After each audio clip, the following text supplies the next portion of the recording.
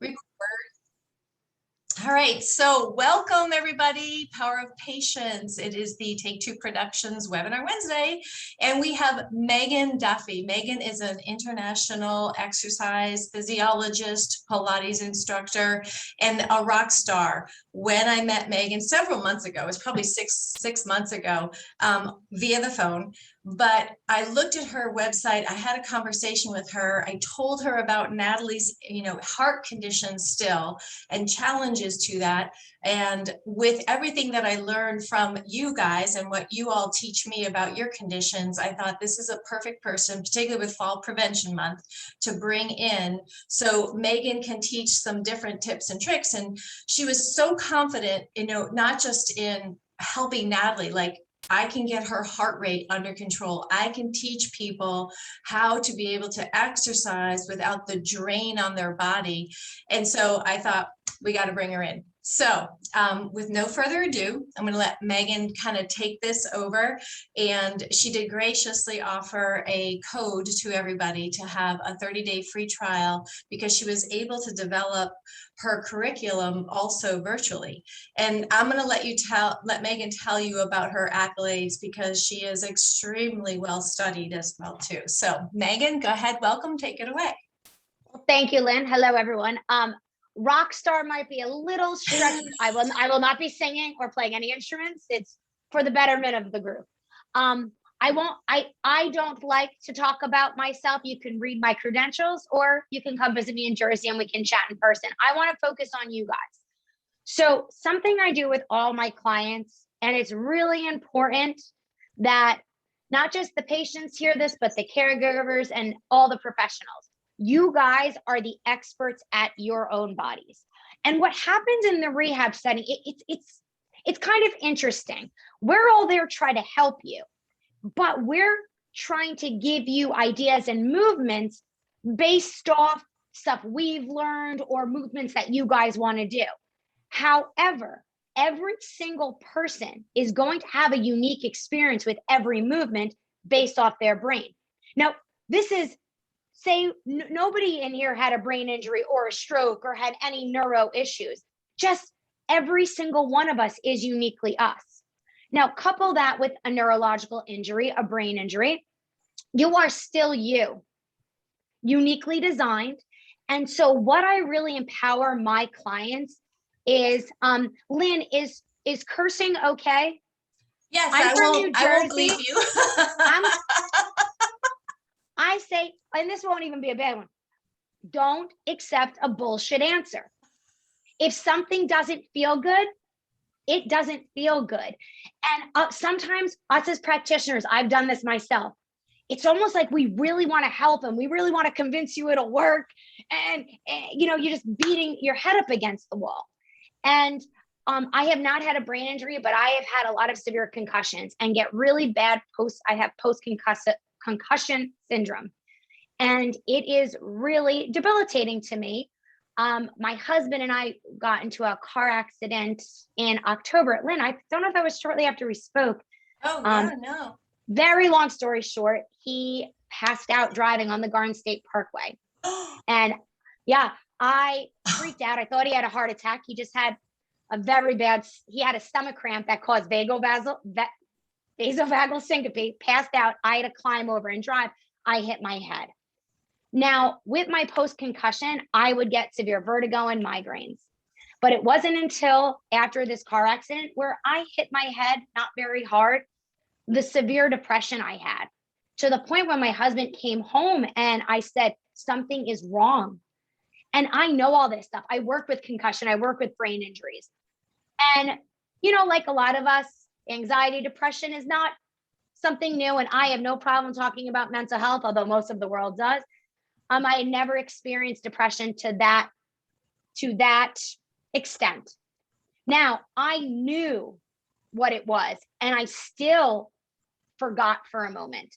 I bring these things up because it's important.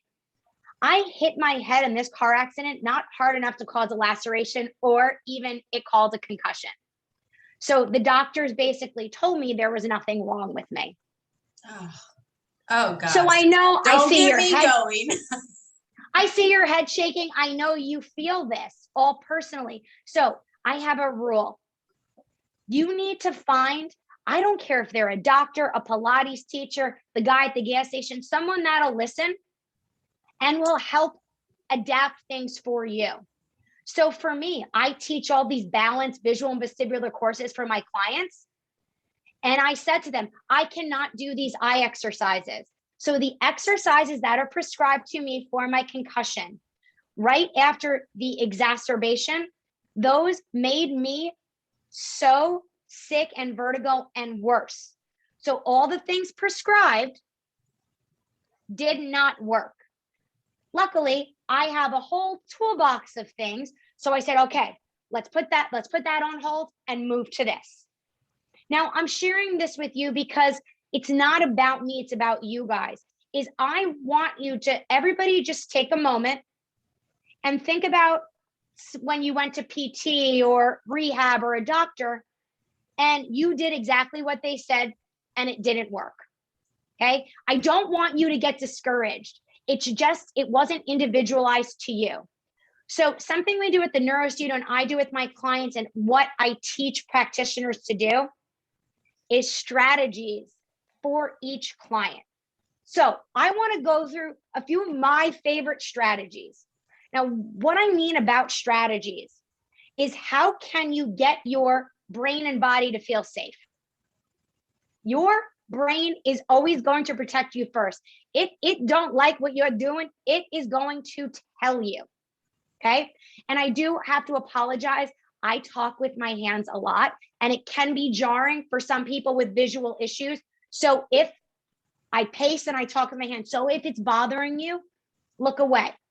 That's another strategy. Parents, you might do this a lot, and I actually told my husband, who's a football coach, to stop doing this. Has anybody ever said this? Look at me when you're talking, when I'm talking to you. Yes. Right? I'm we a do mom. that, don't we? Yes. But what's interesting is if you say, look at me when I'm talking to you, my brain is now focused on what my eyes are telling me. And guess what I'm not doing a very good job on? Listening. Now, are you an auditory learner? Are you a visual learner? Does anybody know where they really excel? Okay, can I open it up? Kelly, I saw you raise your hand. Would you mind unmuting yourself? What kind of learner are you, Kelly? Totally visual. I have to see it. Yeah, I am too. You talk to me about it. It just doesn't go in. So yeah. So don't worry. I'll give you some visuals. So wait, Megan, I have a question. I never even, because I am also a professor, but I would recognize some of my math students could learn, kinesthetically. Some only learned by listening to me. And I never, until right now, did I even think about how does somebody learn applies to this. When I had to rehab Nat and homeschooler, I had to figure out how to learn that. Like that is like a light bulb just went off in my head. Lynn, I think being a teacher is one of the hardest jobs because you have a room full of people with multiple learning styles. Right. And what I like to do is, I don't know about you guys, deep inside, I'm a 40-year-old woman, but my like spirit animal is like an 85-year-old crotchety old man who like wants kids to get off their lawn. Like things bother me. If you know Curb Your Enthusiasm, I'm like Larry David. Things annoy me. And I feel like what we don't do well is let people be who they are and help them find strategies to be the best version of themselves.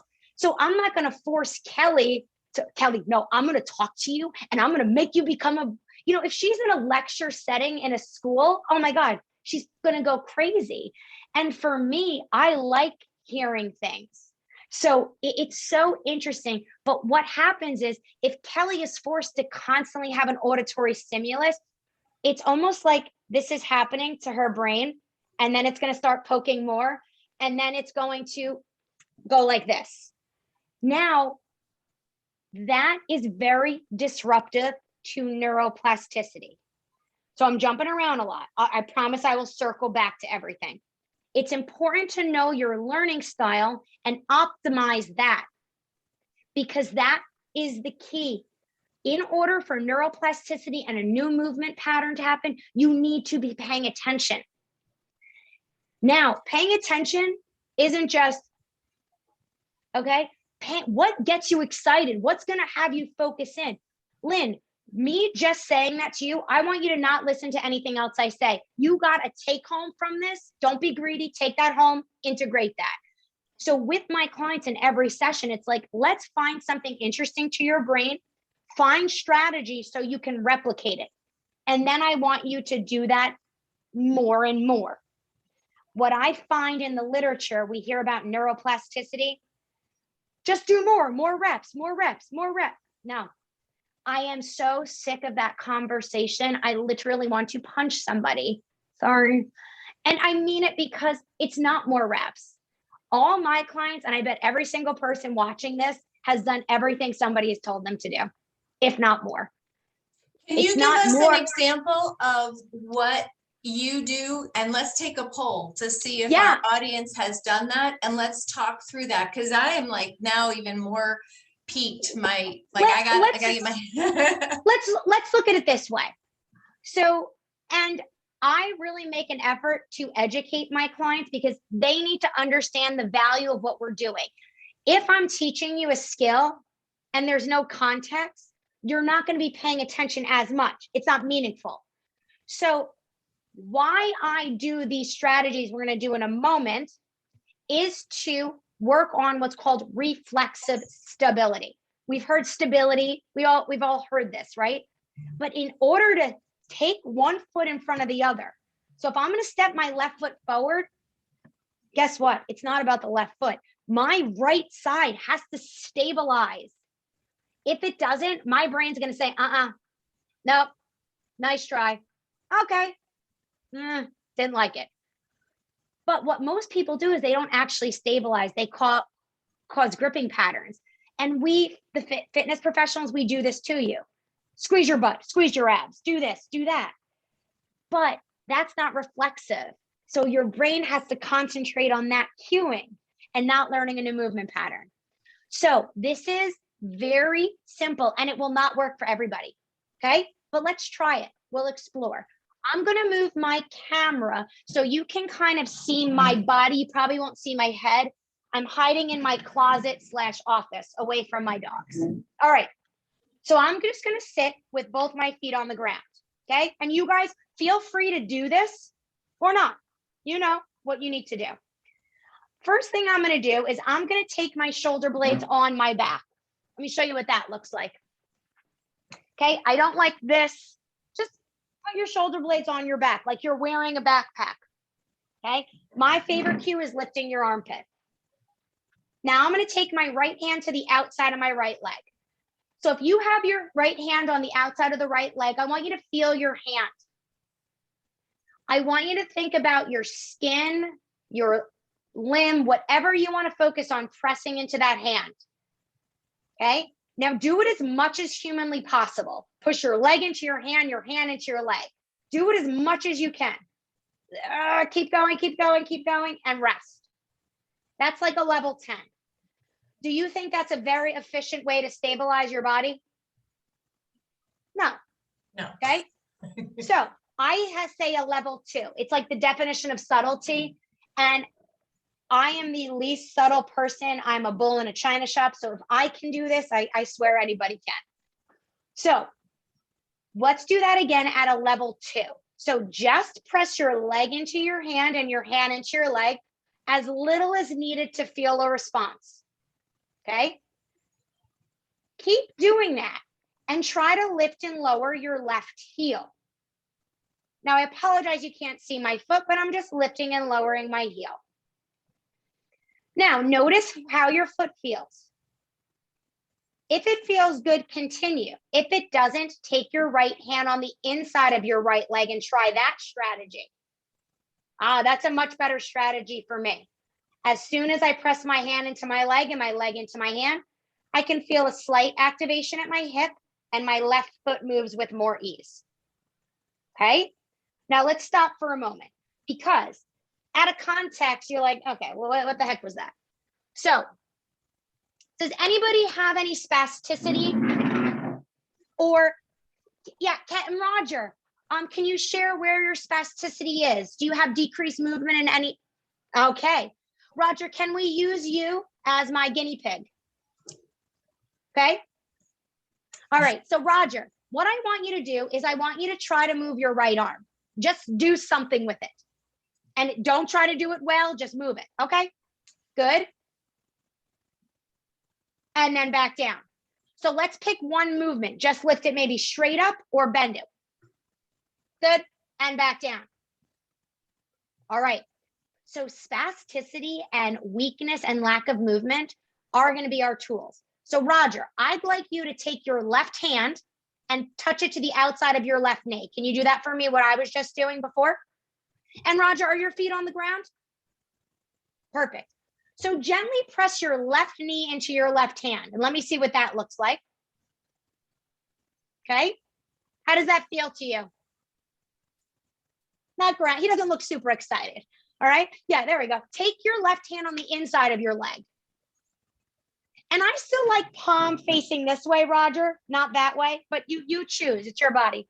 Okay. Yeah, like that. So now straighten your arm and press your left hand into your left leg. Good. And can you keep that left leg down on the ground? I gave you terrible directions. That's my fault. So Roger, do me a favor, straighten out that left arm if that's available. Good. And now push your left knee into that left hand.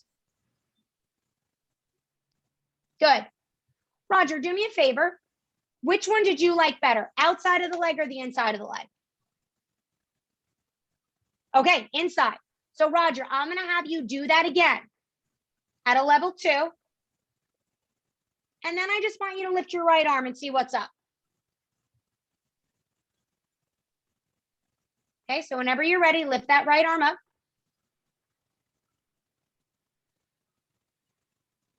And so, I'm sorry, keep that, I'm having a right-left moment. So keep your left arm pressing into your left leg and then lift the right arm up. Do what you did before with your affected side, yeah. And back down. Now, Roger, what do you think? Did that strategy, and everybody raise your hand if you think that strategy was good for Roger. Raise your hand if you think that strategy was bad for Roger. Kelly, put your hand up. You saw it. So Roger, what'd you notice? There was an increase of tone, right? You lifted your arm better before. So Roger, what if you go on the outside of the leg? And I have a feeling you like the inside of the leg because you felt it more, but put your left hand on the outside of the leg, okay? Push your knee into your hand and your hand into your knee again. And now try to lift the right arm. Oh, whoa. Where'd that movement come from? Good. See how much higher his arm got?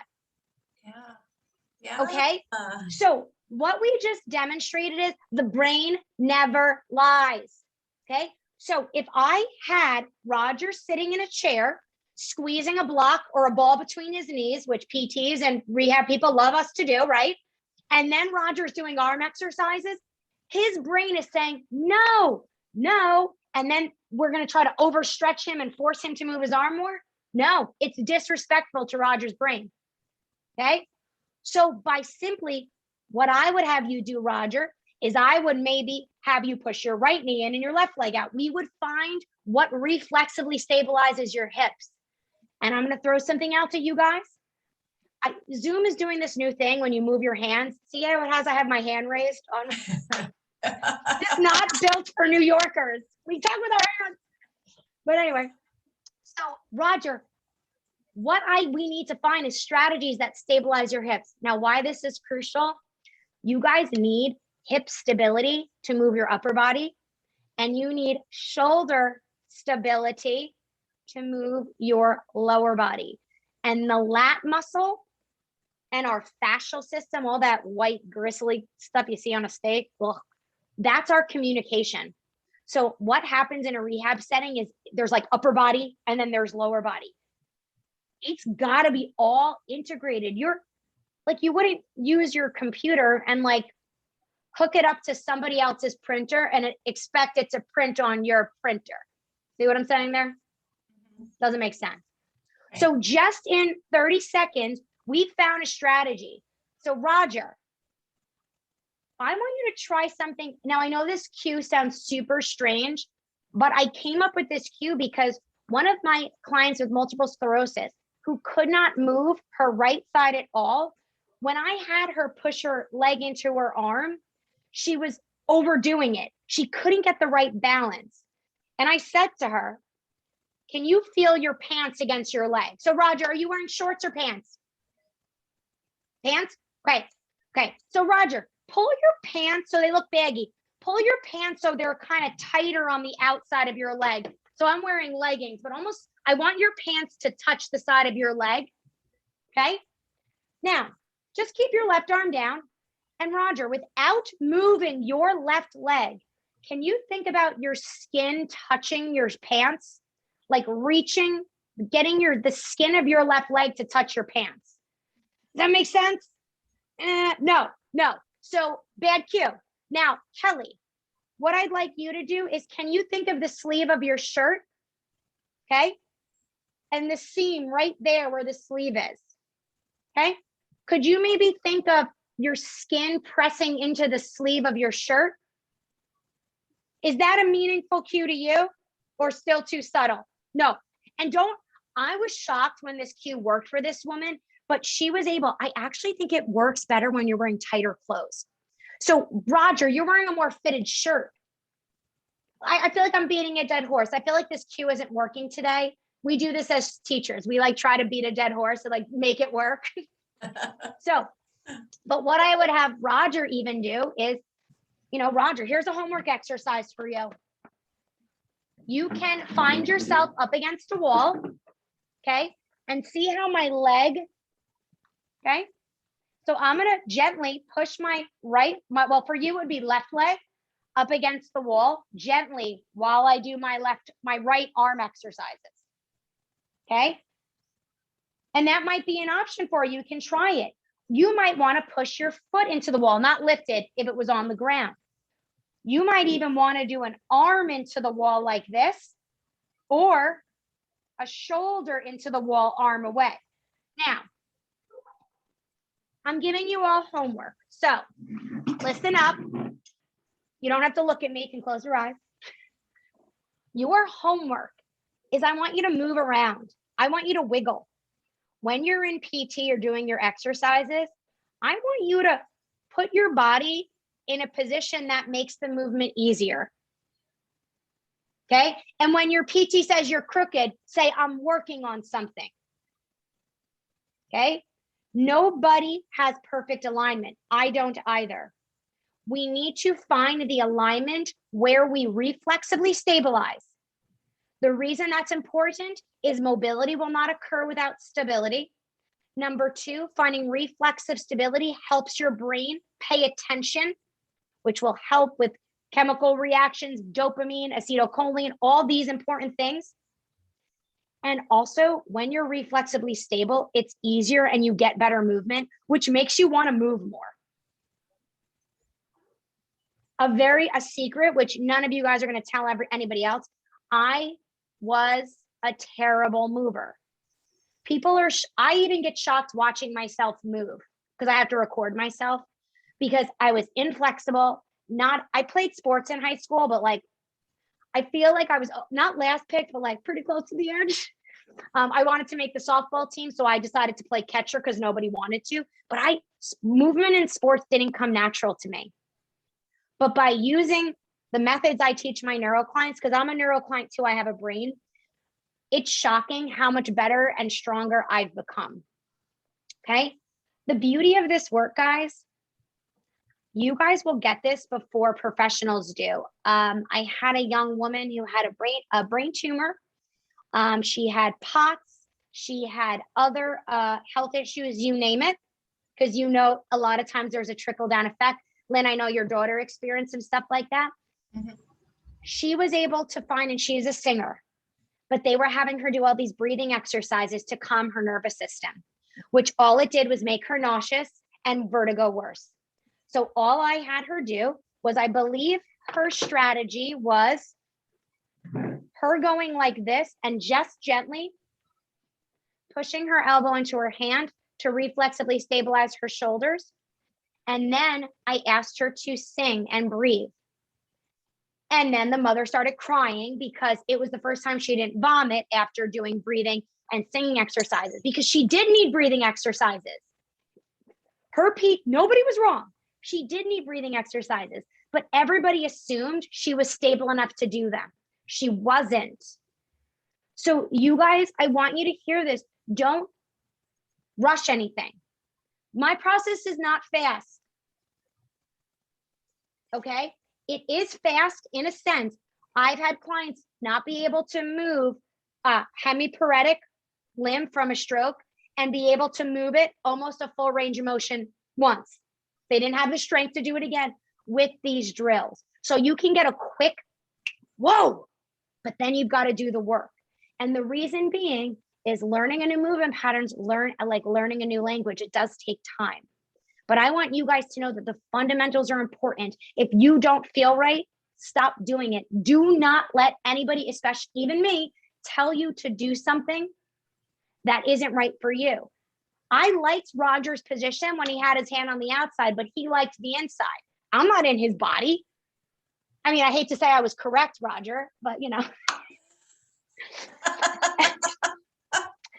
And So listen, let me say one more quick thing. I'm throwing a lot at you guys in 30 minutes. I said to Lynn, you're only giving me 30 minutes. I don't work in 30 minutes. But I want you to do this. I want everybody to just take an inhale and exhale through the nose. Just do it. And then I want you to have both arms down at your side, palms facing towards you. And take another inhale and exhale through your nose. Turn your right palm forward and your left palm back, slightly, not major. Try the breath again. Left palm forward, right palm back. Try the breath again. Now, I want you to decide which was easiest, meaning, were you shocked at one of them that you're like, oh my God, I'm still inhaling. Why is it so easy to breathe? Did anybody have, Kelly, I see you nodding. Which one felt better to you? It's interesting. My left hand is paralyzed, so the palm stays in. But if I kept the right palm out, when I breathe in, I start to cough. When I turned it in, I could breathe in without coughing. That's weird. And the cough is interesting. A lot of my clients will get a cough or a spasm. And to me, that's telling me they're not stable enough to speak. They're not stable enough. I run a mentorship program, and my favorite student, don't tell the others, she took my course. She's a speech pathologist, and she was shocked at a young man who had a stroke. He couldn't talk clearly. And by doing a upper quadrant exercise, he was able to turn his head slightly to the left where his eyes could stabilize. He was able to speak clearly. She was like, I'm signing up for the course. And I said, I'm not doing any magic.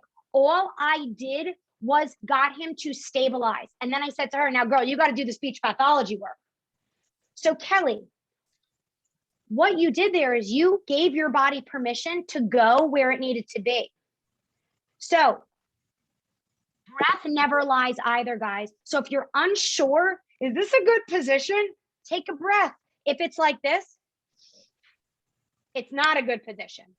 Okay. So now I want you all, don't listen, just watch my body language. And I'm not going to look at you because I'll get distracted.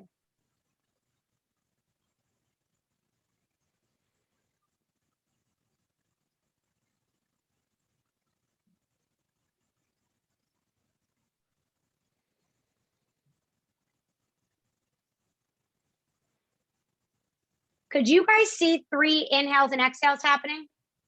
Did you notice how the second one was like crazy different? Now, I had my right palm forward, my left palm back. Okay. So I can stay past half hour, answer any questions, but what I want to leave you with is stop doing bilateral movements. Okay. What are bilateral movements? When both limbs are doing the same thing. Lynn, today, in anything you did today, did you move both your hands? Did they do this? Did you grab a cup of coffee like like this? And walking and life is unilateral. And what do our arms do when we walk? They do opposition. The right palm turns, the left palm turns, and our legs do opposition. So it makes my clients crazy, but what works on your right leg strategy wise, it will probably be the opposite on your left. Not always, but 99.9% of the time. Okay. So everybody's homework is to play, do weird things, breathe, try to move that paralyzed arm or leg and give yourself a strategy. But please recognize if you're doing eye exercises, if you're doing leg exercises and they're making you feel worse, they're making you feel worse. It's not you. Your body is not feeling stable enough to perform them. Okay. Now we got off track. I'm going to show you my favorite training tool. Y'all see what this is? Towel. It's a hand towel. And you know what are the best ones? The ones you steal from a hotel. And the reason being is because they're free, but they're actually a little rougher because they don't use fabric softener. I get a bunch from Amazon. One of my favorite things to do, especially when I'm feeling vertigo-ish, I call it, for ladies, depending on your cycle, depending on how you eat, depending on a lot of things that can affect your proprioception in a way, because different times of our cycle, our body's prepping for a possible pregnancy and there's different things going on. So I use the example of sometimes a few days before I have my period, I am a bottomless pit and I could eat everything in the house because there's a little bit more relaxant in my body. My stretch reflex in my stomach is taking a vacation.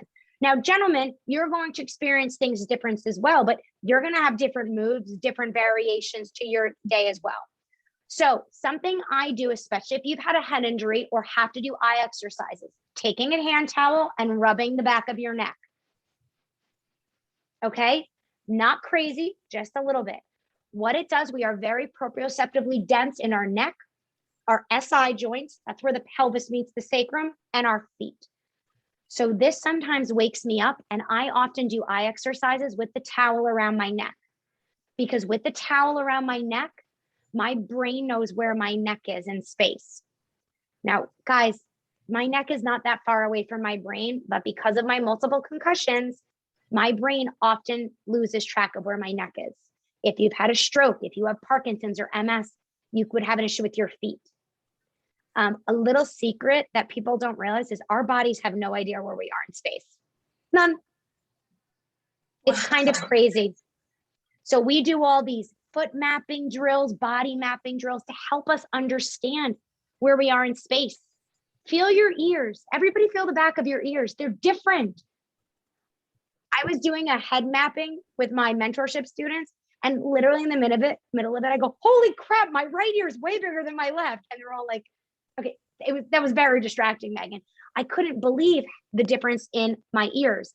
And my left side is where I was concussed and it gets compressed. So it's not that my right ear is bigger, my left ear is shifted up a little bit. So that's where I get the oral fullness, my left eye is affected from the vertigo and stuff. So I want you to kind of use stuff like this. I put towels under my feet. Prop your body in a way where your body feels where you are. If you're trying to move your left arm, help your body know where your right arm is. Don't assume it knows. And I'll give you another secret. You know who's the worst at these? Pilates teachers and PTs, because I teach them all the time.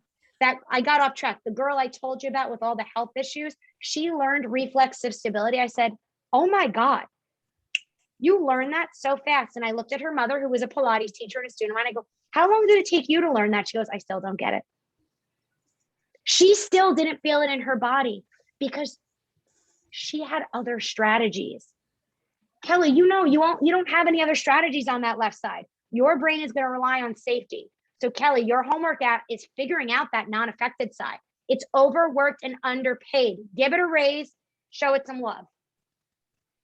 Okay. This is like connecting the dots, right? Like the way you were explaining the fascia, the right, the right-sided touch to control where you are in space to make the left side work more freely. It's like you're connecting that. I don't want to use meridian dots because I don't know if that's like correct and things like that, but I'm a visual learner too. Yeah, and I'm trying to thread. Holy cow, this is it's like the all neural connected. pathway. And it's all connected. And we all have fascial and muscular lines, but some people have scoliosis or a limb difference, or they were a softball pitcher, a baseball pitcher. So we all are asymmetrical. And the problem, I believe, with the fitness and the rehab industry is we try to make our bodies symmetrical, but our bodies aren't symmetrical. You have one heart, a giant liver. I remember my first dissection. I couldn't get over how big the liver was.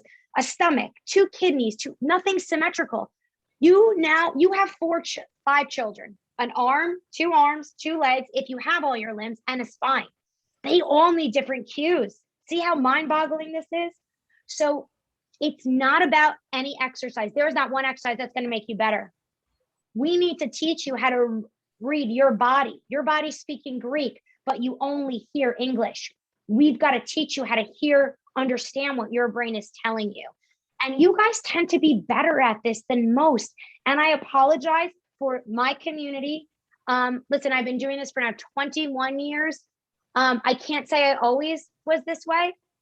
I am sorry, because in our effort to help you, I think sometimes we make things a little bit harder, not understanding how we can adapt it for you. So you guys have to be your own advocate and use your own strategies.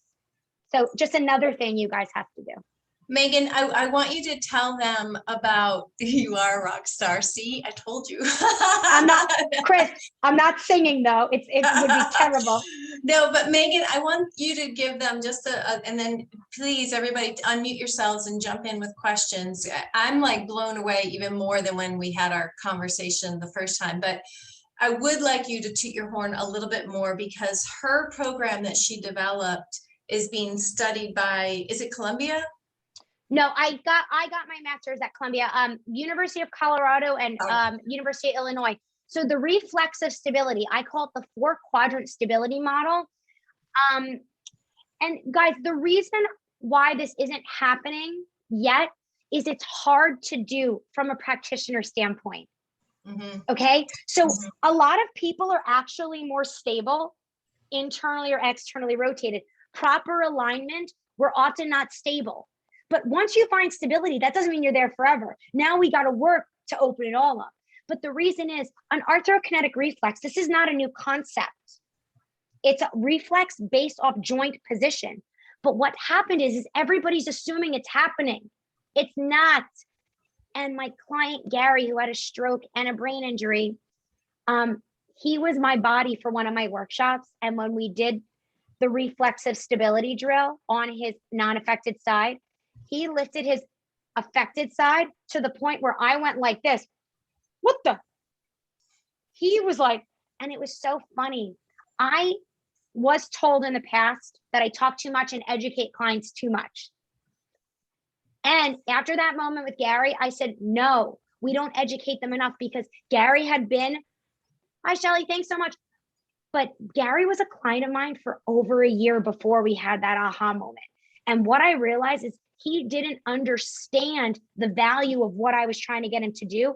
But when he was in the workshop, so he was listening and observing to me talking to my teachers. So he was like, oh, and I realized I dumbed it down for Gary to get him to move. And that was the biggest mistake I've made. And I've never made that mistake again. Some clients do better with less talking, and I'm very hands-on with them. So Kelly was saying she is more of a visual and likes to do. So if Kelly was in my studio, I wouldn't explain it to her. I would just go, don't let me move your arm. Good. Now try to move. We would just find the strategy. So, and once you feel the difference, it's a game change. And one of the people in my workshop had MS. She couldn't believe the difference. She teaches an MS program. a PhD caught on, was like, what the hell are you doing? Why is this working? And so it kind of built from there. So it is still a little grassroots. This doesn't mean everybody else isn't doing amazing work. We just have to fix the foundation of everybody's house. I think we're painting the house too fast and decorating it, and there's some cracks in the foundation. Okay, it's not for everybody, and you've got to be at the point when you're ready for it, because it does take a little bit of time and energy. And I am so sorry. Can somebody is at my front door? Because I told them I'd be done it. So hold that thought. Talk amongst yourselves. Lynn, can I be back in 2 seconds? Yep. I'm just gonna mute my. You gotta go. Bye, Chris. Yeah, unmute yourselves, everybody, and feel free to just jump in with questions like we always do. One of the things that I will ask Megan to talk about, because it's Fall Prevention Month, is there a particular either way to move or a strategy in the fall prevention? One thing I wanted to, just before people ask questions, Megan, is there a particular strategy regarding falls? Is there something to be a part or aware of, and that sort of stuff? I forgot to tell you guys. So I'm going to get you a code that's 30 days free to the Neuro Studio, or online studio. And we also give you 14 days free. So it's really 45 days free. And if anybody needs a little bit more time before if they want to do it or ready to commit, just email me. But the key to fall prevention is, number one, understanding where your body is in space, proprioception, especially foot, ankle, and hip. Okay. If your brain doesn't know where your foot is, we've got a problem. Number two, your visual system. If you're walking, if you're walking and your eyes can't converge, jump, move to things around you, that can cause you to lean back. Forward momentum is a requirement of walking. Most people, I see people walk on ice, it makes me crazy. The first thing they do is stiffen up and lean back. And I'm like, you're going down. Okay, you've got to lean into it.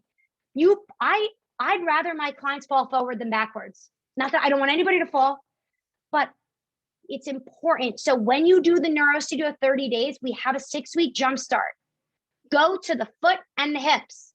Okay, foot and hips. Also try the eyes. We also have a new balance section on there. There's seated, standing balance workouts, and visual workouts, which there's only one visual workout up there. I'm adding in more next week. These are great. I love the seated workouts, and everybody's like, oh, but I want to stand. They're so good. So the key to not falling is understanding where your body is in space, making sure you can move at your foot, ankle, and hip, and upper body and spine. It's everything. Communication. So what we were talking about before, if your foot can't communicate to your shoulder, there's going to be a disconnect. Okay. So keep moving. But what I want you guys to do is find strategies. And if something feels hard, I don't want you pulling and moving limbs. I have a no stretching policy. Okay. Because you don't need to. I put your website, everybody, in the chat. And can I email you the code? Lynn, yes. Do you email? Okay, because I have to look it up. I forgot. Yep, no problem. What I'll do is I'll email everybody that has registered, and then even previously, even though they're not here. Is that okay? Perfect. Of course. Okay. Of course. Okay. Yeah, and we started the Neuro Studio. So for $25 a month, you get unlimited content.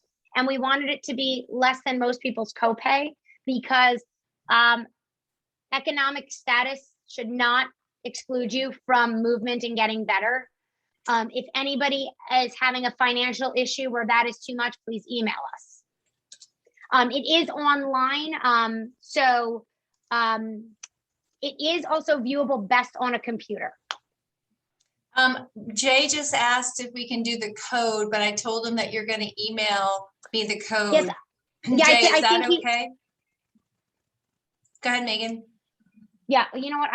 Does anybody have any questions? Because I will look up the code while anybody has any questions. Hi, Dr. David. is a neuro optometrist. You might want to ask him about Ah, the Dr. visual. David, you're late. You're late, Dr. David. I'm sorry. I'm sorry I had patience. Oh, No, wow. that's quite all right. You missed a really interesting, he's so cool, you guys. David is going to give another talk for us about neuro optometry. We're doing a grant together specific to chronic dry eye disease that are related to the brain injuries. But he is a rock star also. And Oh, I'd love to hear more about that. Yeah. Yeah. We actually did a lecture on finding the reflex of stability in the upper quadrant so you could do your eye exercises to improve on dry eyes. We call them your eye abs. So you have to exercise your eye abs. Because I realized my clients didn't want to do eye exercises. They only want to do abdominal exercises. Well, they're your eye abs. Oh, there Rectus and you obliques. go. There you go. Make the eyes a little sexier. Love it. That's great. So Megan, does anybody have any questions? See if Megan were you looking for the code now, Megan, or you're still just gonna? I am. Okay. So if anybody has any questions, jump in there. Fire away. Jay, Denise, Thelma, Nadine, David, I know you're kind of late. What she basically did was do a where are you in space for bodies so that you could use this reactive / reflective approach to get a spasticity, arm that had spasticity to move. And she had one of the gentlemen he had to leave already, but his right arm, I think, is paralyzed. And so she was able to show by making a connection on the opposite side and how you strategically move your hand or leg and you get centered, you're able to increase range of motion. It was unbelievable. Like, it was so cool to see. So yeah, I'm so glad. Way cool. Yeah. Yeah. All right. So you know what the code is going to be? PofP 30. So power of patience. Oh, did I do 0? No. PofP 30. Okay. Yep. All right, And I'm gonna put it. Give me don't put it in within the next 10 minutes. I got to put the coupon into the system. Okay, so I put that in the chat, everybody, with the link to the NeuroStudio as well. Yeah, her library is very extensive. So it's really interesting because the picture on one of the pages, you can see how you are strategically having someone push against you, and you can tell from the directions you're making them move in an opposite direction. It's really, really interesting. Kelly, I know you always have questions. No, I got the website pulled up. I'm really anxious to look at it and yeah, and there's a lot of content, but I always say, don't get overwhelmed by the content. Just pick something, and any of the videos, they're all kind of designed to have to get a small change in the body to help it integrate. So every workout is kind of working on the same things a little bit different. So people are like, well, which workout should I do? But I feel like the 6-week jumpstart, I designed that to kind of ease people into it so you can learn. But there's other ones like the balance section, if you just want to move, are options as well. Okay. So the other question I had though too is, how far out from the event, the stroke or the TBI, do you see results? Like, I'm 12 years out. I know there's somebody on the call right now that's a friend of mine. She's 30 plus years out. So do you see results when they're that far out? Yeah, I do. It really depends on a lot of things. So I don't make any promises, but I've had clients that I've seen, kind of more acute, people that have seen me 20 years after a stroke or a brain injury. I have one of my current clients who will film a lot with the NeuroStudio. He had a stroke when he was 14. He is now 28, getting his PhD right now. I'm very proud of him. He's like my little brother. And he had done all this stroke rehab, and he was kind of at about 15 years of stroke rehab, and would have to undo his hand, and I kind of made rules that he couldn't do and stuff like that. And over COVID, he's progressed so much in the past year than I think he had in the 13 previously, finding his strategies. When he first started working with me, he was a little resistant to my methodology. He wanted to do it his way, and that's fine. I think I'm the same way. It's like, I feel like I have to, and I think doing it your way is great because you're figuring out how it works in your body, and every mistake you make is an opportunity for a learning experience. People don't realize how important mistakes are in the learning process. So Kelly, all the things that have gotten you here can be useful because you know what hasn't worked and what does work. And, so I do see changes. I just don't like to make false promises to people. But yeah. So I want to do a follow-up It on also, that. sorry, Lynn, but just to say, if you have like a progressive multiple sclerosis, so some of the more progressive diseases, while I have had clients have things improve significantly, like from not being in bed to being able to walk with a cane. But also there are some clients that have lost complete use of their body. And now we're trying to at least get them in a place where it doesn't get worse from there and better. It also determines how willing the person is to do the work on their own. And sometimes it's not as easy as, oh, why don't you just do your homework? They don't, he needs help to get out of the chair, so it's not just that he's lazy and not doing it. Sometimes things just aren't lining up at the time. So those two things do take into consideration. So, and a quick follow-up to that, do you have to, and this happened with both of my girls with vision therapy rehab, they were pretty far out, before they got it. Alex was 13 years out before she started to get vision therapy. And Natalie was probably 2.5-ish, 3 years out before she got her vision therapy. They both were told they had to unlearn, their brain had to unlearn how they were seen. And I don't know if David wants to kind of jump in to answer this as well. Do people with strokes or brain injuries that have adapted to a different way to do something, do they have to go through this unlearning process as well? I don't love that terminology, but yes, in order to learn a new movement pattern, it's like you were talking about bandwidth for computers.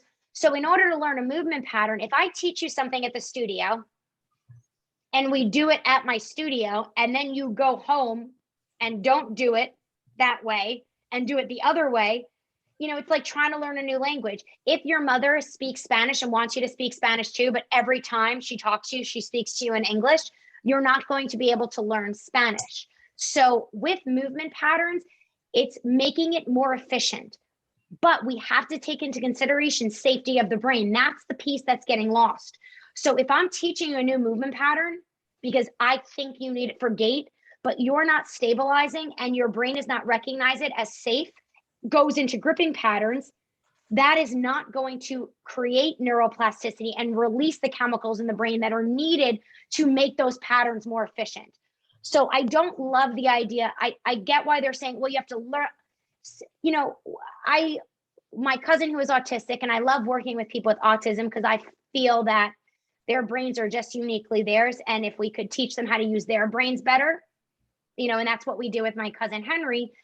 Everybody's different, so I'm not trying to say our technique is, but what is interesting is we can't say, Henry, no, don't do that, because his brain is then jumbled. Then what do? We just tell Henry, no, come here or do this.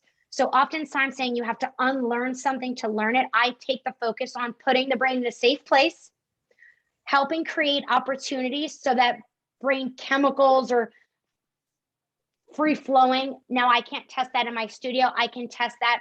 I use breath, I use movement, ease of movement, and other tools and range of motion to test that.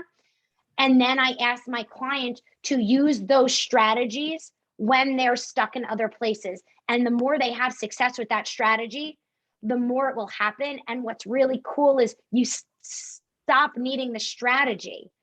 And just to piggyback what we did earlier, it's not about pushing the arm or leg in. All we're doing is creating a stimulus that's shifting the joint position to create that reflex. Now, air and gravity, we should be reflexively stabilizing. Children do this. Watch a kid move. It's fascinating. Okay.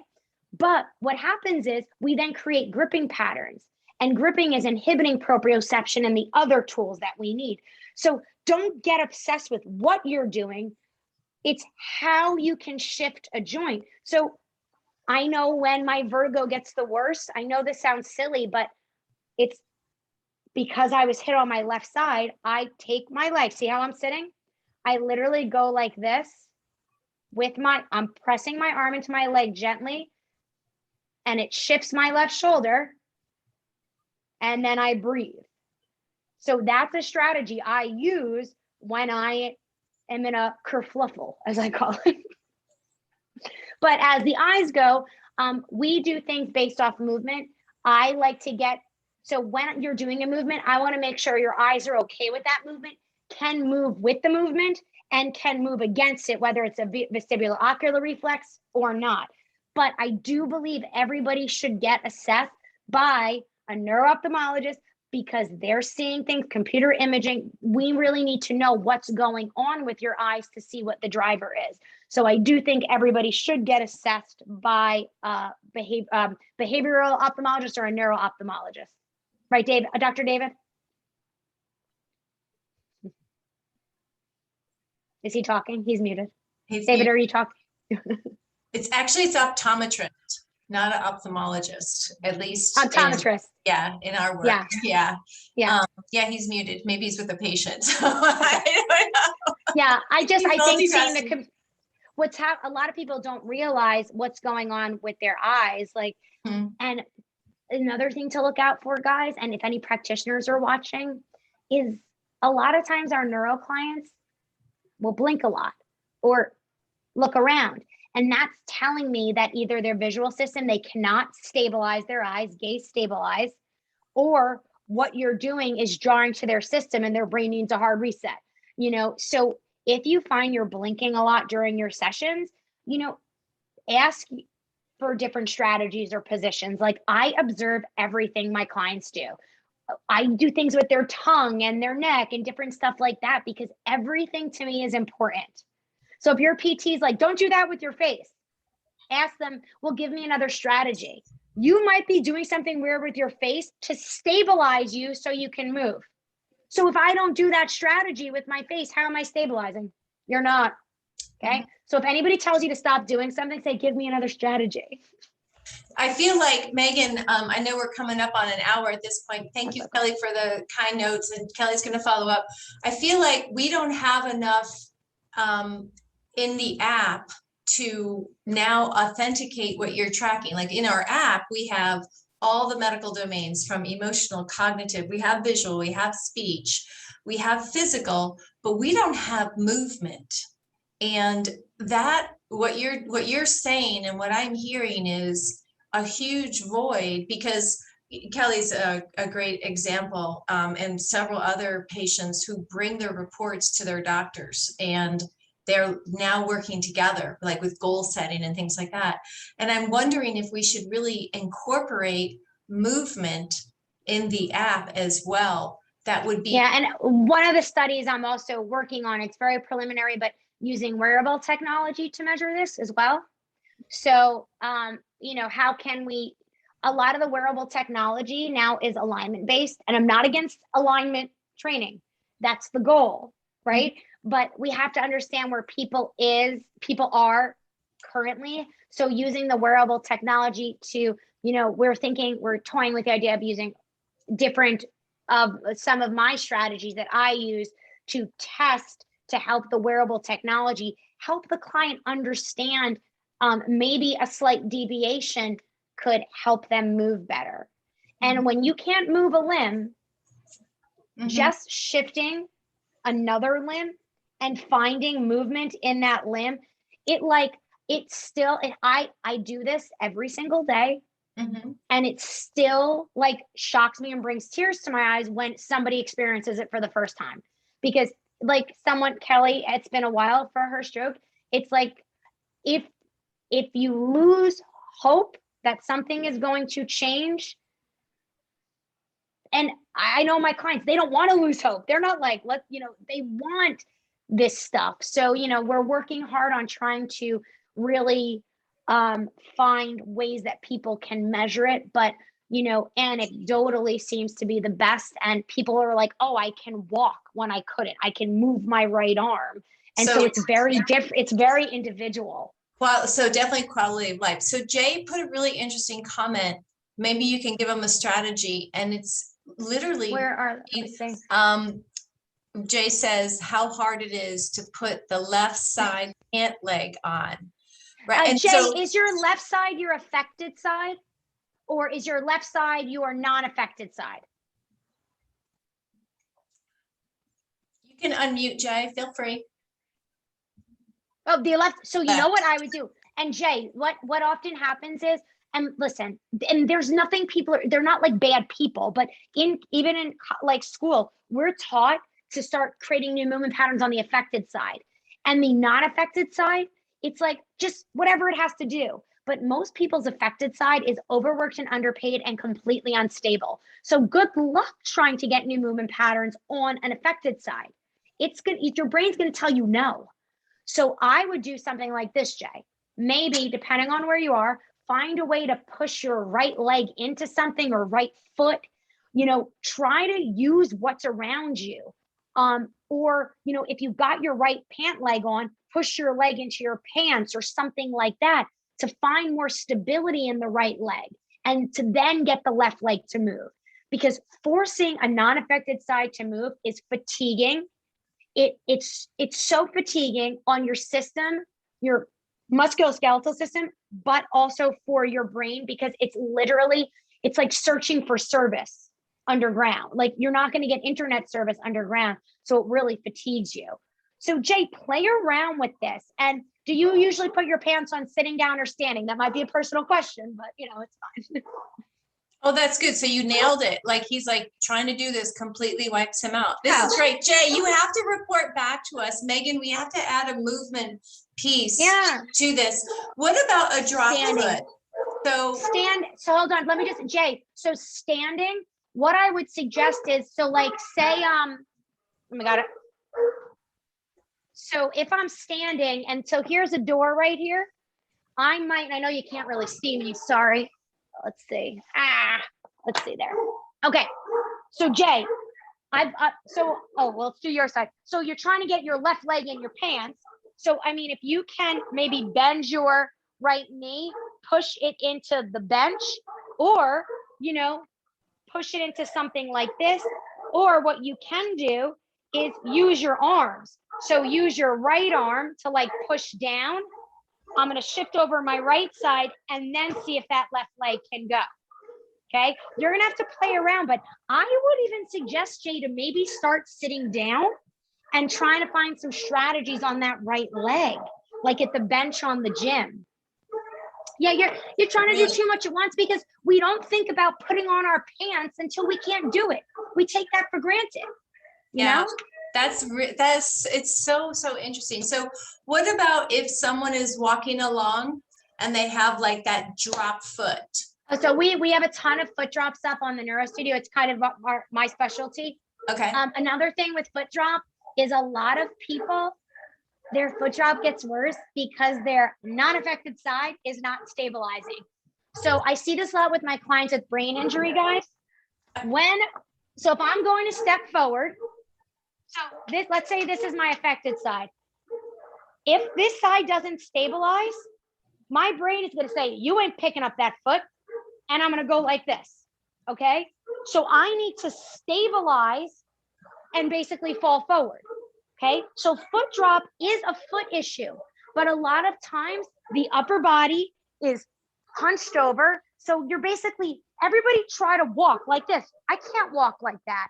And so once we get the upper body strategies and work on stability, we can then improve foot drop. So if you have foot drop, please do not just focus on the foot. Okay. That's one of Natalie's, besides the heart, that's one of Natalie's issues is you can literally hear how hard her foot hits the ground. I'm so sorry. I actually have to run because my next client is here. But Okay. that's also happening because she's not stable enough. So she doesn't have enough time. So she's got to slam. Yep. So I Yep. hate to chat and run. That's But guys, okay. Lynn, put my email, my personal email in there. And guys, email me if you have any questions. Thank you, Megan. This was It was such a pleasure, fabulous. guys. All Be right. your own advocates. Be your own advocates, please. All right. Have a good All one. right. Thanks, everybody.